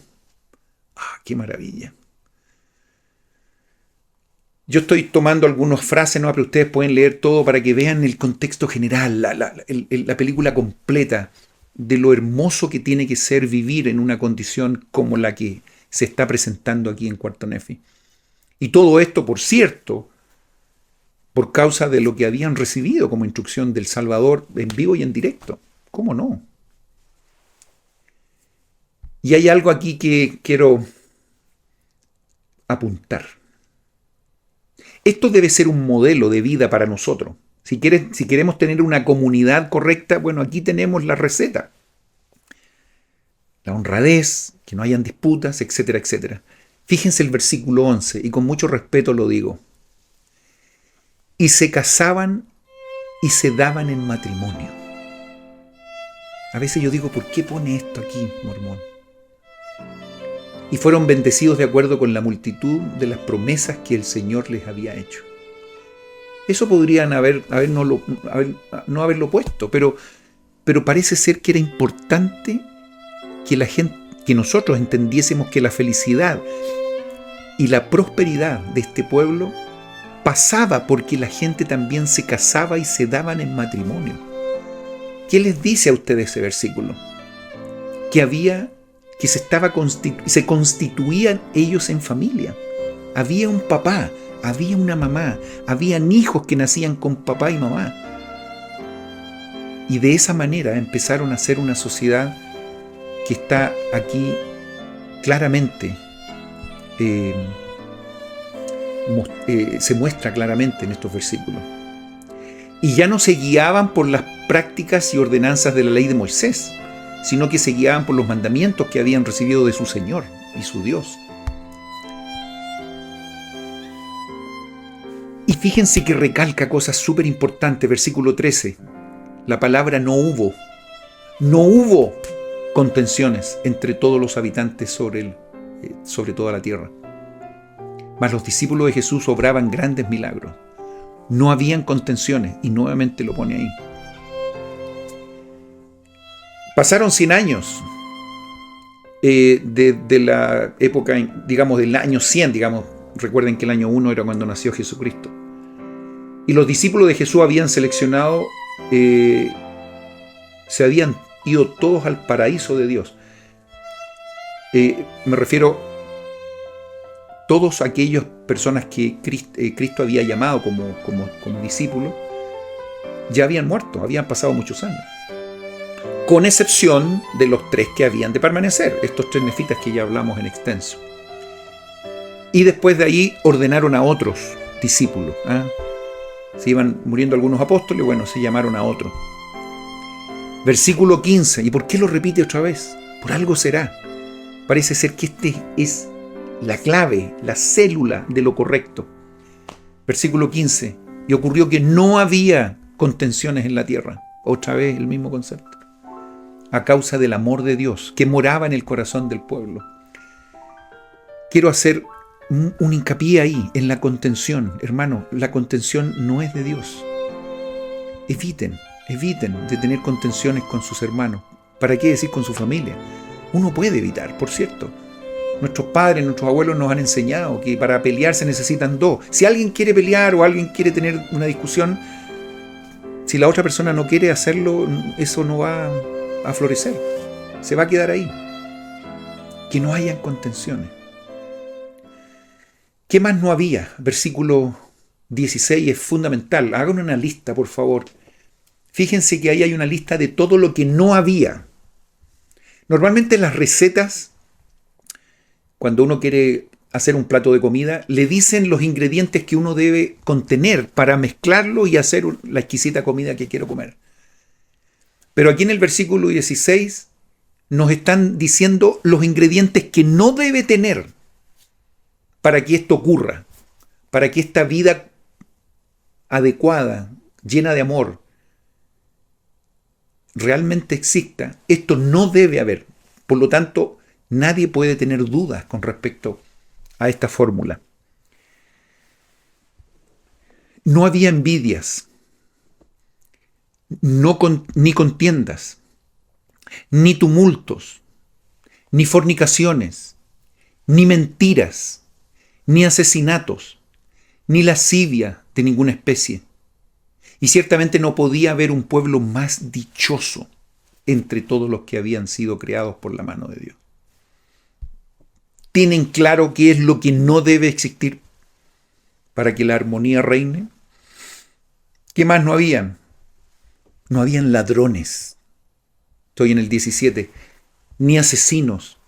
Y fíjense acá, ni lamanitas, ni ninguna especie de hitas. Claro, porque eso es lo que divide. Tú eres de aquí, tú eres de allá. Sino que eran uno, hijos de Cristo y herederos del reino de Dios. Qué maravilloso sería vivir en una comunidad donde estos elementos sean los que nos gobiernen. Es probable que nosotros podamos partir viviendo esta armonía en nuestras paredes de nuestro hogar. Partamos por ahí. A veces nosotros estamos reclamando y estamos rebelándonos contra todo lo que pasa a nuestro alrededor, pero en nuestra casa todavía ni siquiera lo logramos. Entonces, ¿cómo vamos a esperar que en la comunidad esto se dé si ni siquiera puedo yo dominar lo que pasa en las 4 paredes de mi casa? Por lo tanto, partamos en nuestra casa que no hayan contenciones, partamos en nuestra casa que no hayan envidias, que no hayan... Bueno, la lista ahí la tienen a su vista. Y cuán bendecidos fueron porque el Señor los bendijo en todas sus obras. Fueron bendecidos y prosperaron hasta que hubieron transcurrido, dice, 100 años. 110 años, en realidad, 10 más. Y la primera generación después de Cristo habían muerto ya, y no había contención en toda la tierra. O sea, toda esta gente que vivió estas experiencias con el Salvador se murieron en absoluta paz. Y todavía existía esa paz en la tierra. ¿Qué pasó? Nefi, ¿recuerdan? Este Nefi que fue el protagonista cuando estaba ahí con el Salvador, finalmente murió. Y su hijo se llamaba Amós. Continuó con toda esta asignación. Y también lo hizo sobre las planchas de Nefi. Recibió todo esto y las mantuvo. Y la llevó 84 años y todavía continuaba la paz en el país, con excepción, y lamentablemente ahí hay una coma y viene como una especie de detalle, con excepción de una pequeña parte del pueblo que se había rebelado contra la iglesia y tomado sobre sí el nombre de lamanitas. Así que otra vez empezó a haber lamanitas en la tierra, dice el versículo 20. Una pequeña porción, pero ahí ya partió algo. Aconteció que Amós también murió, el hijo de Nefi. Y entonces su hijo, también se llamaba Amós, para que no se olviden, llevó la historia. Y ahí siguió la segunda generación, dice el 22, y siguieron. La gente comenzó... fíjense, y por favor, leamos lo que escribió Mormón en el versículo 23. Y yo, Mormón, quiero que sepáis que el pueblo se había multiplicado de tal manera que se hallaban esparcidos por toda la faz de la tierra y que habían llegado a ser sumamente ricos por razón de su prosperidad en Cristo. ¿Se fijan? Poner a Dios en primer lugar y todas las cosas serán añadidas. Cuando tenían ellos a Dios en primer lugar, ellos prosperaron. Lo que hacían, Dios les hacía prosperar.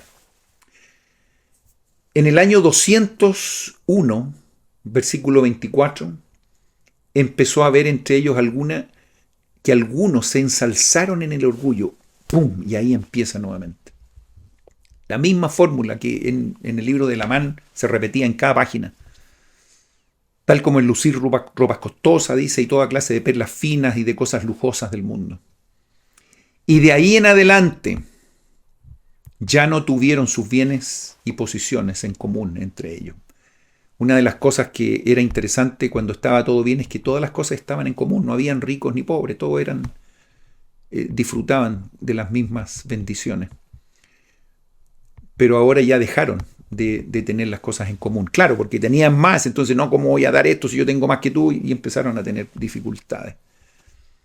¿Qué pasó? Versículo 26, y ahí viene toda la decadencia. Empezaron a dividirse en clases, empezaron a establecer iglesias para sí con el objeto de lucrar y comenzaron a negar la verdadera iglesia de Cristo. Bueno, ustedes pueden, por favor, seguir adelante. Comenzaron a tener... la historia se repite. Lo más terrible es que se repite después de haber vivido unas circunstancias únicas, con una alegría inmensa. 3 generaciones en completa felicidad. Pero ya en el versículo 37, 38, nuevamente se comienzan estas divisiones. Los nefitas se identificaban como nefitas, jacobitas, josefitas, soramitas. Y los lamanitas, lemuelitas, ismaelitas. Recuerda estas 7 denominaciones, 4 para los nefitas, 3 para los lamanitas. Y empezaron a rebelarse. Y ¿saben qué? Lo que me da mucha tristeza en el versículo 38, y dice en la tercera línea del versículo 38, sí que me siguen, ellos comenzaron, dice, intencionalmente se rebelaron contra el evangelio de Cristo. Esto a mí me da mucha tristeza. Y fíjense el resultado. Y enseñaron a sus hijos a no creer, así como sus padres degeneraron desde el principio. Ustedes pueden leer todo el versículo 38, pero yo solamente tomé esa parte. Intencionalmente se rebelaron. Y obviamente eso rebotó en los hijos. Imagínense los hijos de los hijos y para adelante. Una tragedia. Versículo 42 era lo que se veía venir. La parte más inicua del pueblo empezó otra vez a reconstituir los juramentos y las combinaciones secretas de Gad y Antón. Se fija que esto nunca después terminó. Se volvió a retomar todas estas cosas que son absolutamente horribles. Después de eso, Amós, que era hijo de Amós, hijo de Nefi, le entregó esto a su hermano Amarón. Amarón, con 2 M. Y ahí quedamos en la historia. Después vamos a ver qué pasa la próxima semana. Solamente quería en el libro de Cuarto Nefi decirles que cuando las cosas están perfectamente y todo está bien, no nos confiemos. Porque a veces solamente hace falta una pequeña distorsión en algún mandamiento o en algo que no estemos cumpliendo y comenzamos rápidamente a decaer y empezar a alejarnos de Dios. 3 generaciones maravillosas que era obvio pensar que debido a la experiencia que tuvieron con el Salvador, pudieron gozar y pudieron morir absolutamente felices. Pero qué triste es que las siguientes generaciones olvidaron las enseñanzas de sus padres. Cualquier esfuerzo que nosotros hagamos para poder ayudar a nuestros hijos, a nuestros nietos, por favor, hagámoslo. Hagámoslo. No va a haber nada más extraordinario que poder reunirnos como familia. No tan solo por un par de años, sino que por todas las eternidades. Mis queridos hermanos, hemos hablado de muchas cosas hoy día. Terminamos el tercer Nefi, entramos en cuarto Nefi. Espero que no se estén perdiendo. No, por cierto que no. Pero hay mucho que seguir aprendiendo. Vamos ya a entrar a lo que tiene que ver el libro de Mormón. Ahora, mire, la próxima semana entramos con el libro de Mormón y todo lo que él nos va a enseñar. Y vamos a presenciar la muerte de Mormón y vamos a tomar, digamos, Moroni toma el testimonio. Este testimonio le llamamos cuando hacemos una carrera y le entregamos el palo, ¿cierto?, a la otra persona que va a correr. Mormón entrega ese testimonio a Moroni y entonces él termina esta obra maravillosa. Y no sin antes incluir una traducción de parte de esas 24 planchas que se encontraron en la época de Limi y que es lo que hoy día nosotros conocemos como el libro de Éter. Y vamos a aprender cosas realmente maravillosas ahí. Por lo tanto, ahora como protagonista viene Mormón, que ya ha sido protagonista durante todo el libro de Mormón, pero ahora en lo que él escribe de puño y letra de su historia.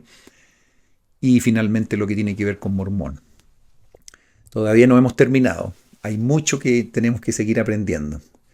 Y por supuesto el desafío de volver atrás y seguir revisando muchas de las cosas que ya hemos visto, pero quizás no hemos atendido con mayor acento. Y estoy seguro que el resto de nuestras vidas vamos a seguir aprendiendo de este maravilloso libro como lo he hecho yo. Desde joven, cuando era un misionero. Me interesó demasiado esto y hasta el día de hoy continúo aprendiendo. Y ahora con ustedes, cada semana, en de esta hermosa forma de hacerlo a través de estos videos. Mis queridos hermanos y hermanas, no tengo ninguna duda que el libro de Mormón es la palabra de Dios, es verdadera, absolutamente, no tengo ninguna duda. José Smith tradujo este libro por el don y el poder de Dios, no tengo ninguna duda. José Smith no inventó absolutamente nada de lo que ahí está escrito. Al contrario, él aprendió tanto como nosotros. Y cada vez que él no entendía algunas cosas, yo creo que se iba a otra habitación y empezaba a orar y Dios le daba cierta información que que después nosotros la tuvimos por otras revelaciones o por otros libros.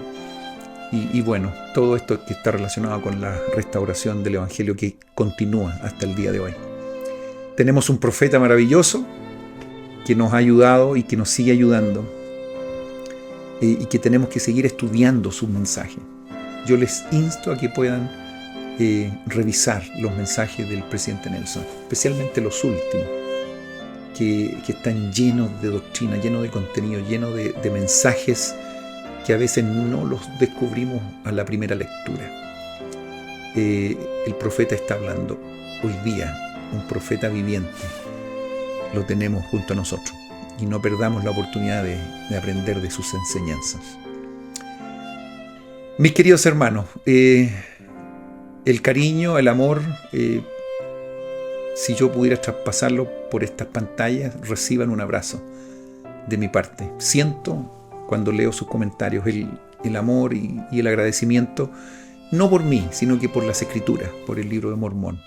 Cómo Dios nos ama, cómo podemos expresar este agradecimiento de recibir tanta doctrina, tanta información a través de este libro. ¿Y saben cómo hacerlo? ¿Cómo expresar ese agradecimiento? Compartiendo con aquellos que tenemos a nuestro alrededor.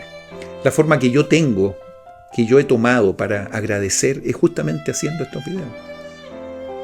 Y repito lo que he dicho anteriormente. Por cada video que yo hago, por cada hora de video, más o menos yo invierto entre 7, 8 a 9 horas.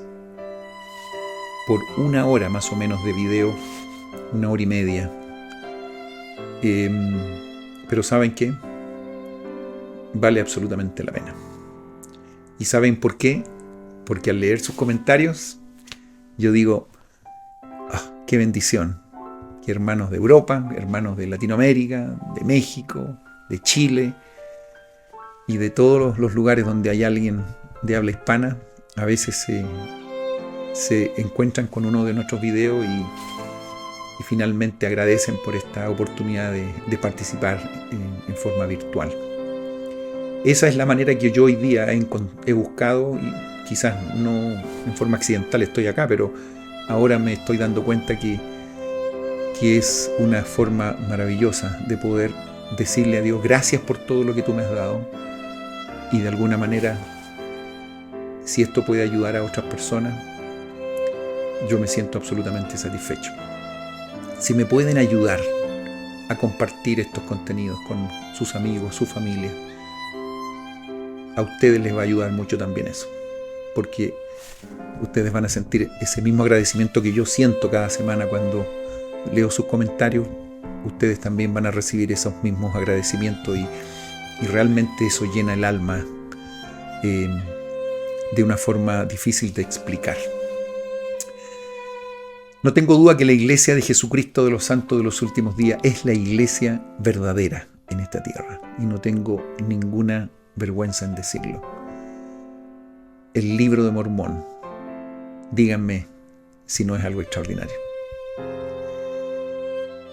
Mis queridos hermanos, nos seguimos viendo la próxima semana, por cierto.